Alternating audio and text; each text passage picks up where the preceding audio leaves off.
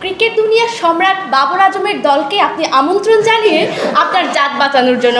মাননীয় সভাপতি, আমরা সেই দল যারা কিনা সবচেয়ে বেশি টি-20 খেলার অভিজ্ঞতা অর্জন করছে। শুধু তাই নয়, তার সাথে সাথে জয়েরও সেঞ্চুরি করেছে। আমাদের দলে রয়েছে টি-20তে সবচেয়ে বেশি উইকেট তুলে নেওয়া শাহিদ আফ্রিদি। মাননীয় সভাপতি, নিজের গুণগান পরে গাইব, আগে এদের একটু খাতিরদারি করি। মাননীয় সভাপতি, মাননীয় সভাপতি, এই যে দেখেন ভারত, সে কিছুক্ষণ আগে নিজেকে হ্যান্ড সিলিং ফ্যান দাবি করে গেল। কিন্তু মাননীয় সভাপতি, তারা যখন, আপনি একটু মনে করলেই দেখবেন, তারা যখন শেষবার টি-20 ফাইনাল খেলে তখন আপনার দুধের দাঁতও উঠেনি। কিন্তু মাননীয় সভাপতি, কিছুদিনের মধ্যে আপনি আপনার তৃতীয় সন্তানের মুখ দেখতে পাচ্ছেন, তারা ফাইনালের মুখ দেখতে পাচ্ছেন। মাননীয় সভাপতি, কিন্তু আমাদেরকে দেখেন, আমরা কিছুদিন গত আসরেই নিজেদেরকে রানার আপ হয়ে শ্রেষ্ঠত্বের প্রমাণ দিয়ে দিয়েছি। তাই তো বলবো দাদারা, যতই থাকুক আপনাদের বিরাট কোহলি কিংবা বুমরা, শ্রেষ্ঠত্বের লড়াইয়ে সেরা কিন্তু আমরা। মাননীয় সভাপতি, তাদের মধ্যে কিন্তু একটি প্রেমিকা সুলভ ব্যাপার আছে। কীরকম? প্রেমিকারা যেরকম বাবু তুমি খেলেই আমার খাওয়া হয়ে যায়, ঠিক সেইভাবেই আমরা যদি হেরে যাই কেন জানি জিতে যায় তারা।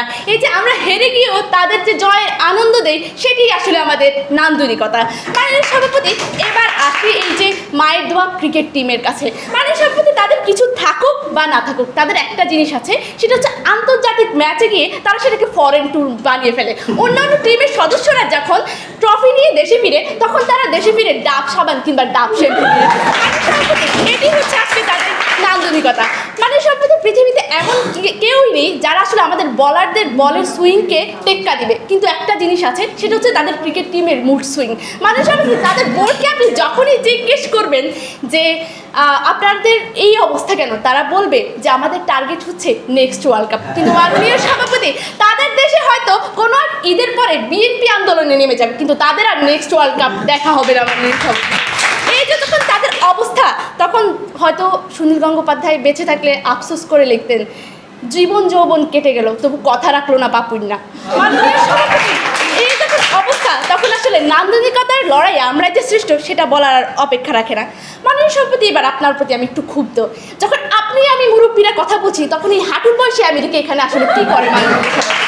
মাননীয় সভাপতি, সে আসলে একটা ভাবেন না, নিজের দলে প্লেয়ার নাই, ভাড়া করে প্লেয়ার আনে, সে আবার নাকি নান্দনিক হিসেবে দাবি করে নিজেকে। মাননীয় সভাপতি, এই যে এখন অনেকেই বলবে যে কয়দিন আগে তাদের কাছে হেরে গিয়ে নিজেদেরকে এখন শ্রেষ্ঠ দাবি করছে, তাদের সাথে কথা, তাদেরকে টেক্কা দিচ্ছে। মাননীয় সভাপতি, দেখেন, যখন ছোট বাচ্চারা নতুন কিছু পায়, তখন তারা আসলে সেটা পাওয়ার জন্য দেখে, সেটি পাওয়ার জন্য আসলে তারা একটু কান্নাকাটি করে। তখন আসলে বড় হয়ে আমাদের নৈতিক দায়িত্ব হচ্ছে তাদেরকে সেটি দিয়ে তাদের কান্না থামিয়ে দেওয়া। ঠিক সেই জায়গা থেকে তারা যখন আমাদের কাছে জিতার অনেক সুযোগ থাকা সত্ত্বেও আমরা আসলে সেই ম্যাচটি জিতিনি। মাননীয় সভাপতি, কিছুক্ষণ আগে আমরা দেখেছি যে এই যে সাউথ আফ্রিকা, যারা আমাদেরকে অনেক আনপ্রেডিক্টেবল দল বলে করে গেল, আসলে এই আনপ্রেডিক্টেবল হওয়াটাই হচ্ছে আমাদের নান্দনিকতা। যেখানে আমাদের ক্রিকেটের যে দর্শক রয়েছে, আমাদের যে সমর্থক রয়েছে, তারা আমাদের এই নান্দনিকতা দেখে টিভি ভেঙে ফেলে। মাননীয় সভাপতি, তারা স্টেডিয়ামে আগুন লাগায় দেয়। মাননীয় সভাপতি, এই যে আমাদের দর্শকদের মধ্যে এত উন্মাদনা, এটি আসলে প্রমাণ করে আমাদের নান্দনিকতার জায়গাটি কোথায়। কিন্তু মাননীয় সভাপতি, তাকে বলবো আগে তারা একটা ট্রফি জিতুক, তারপরে আমাদের সাথে খেলতে আসবে এই বিতর্কের লড়াইয়ে।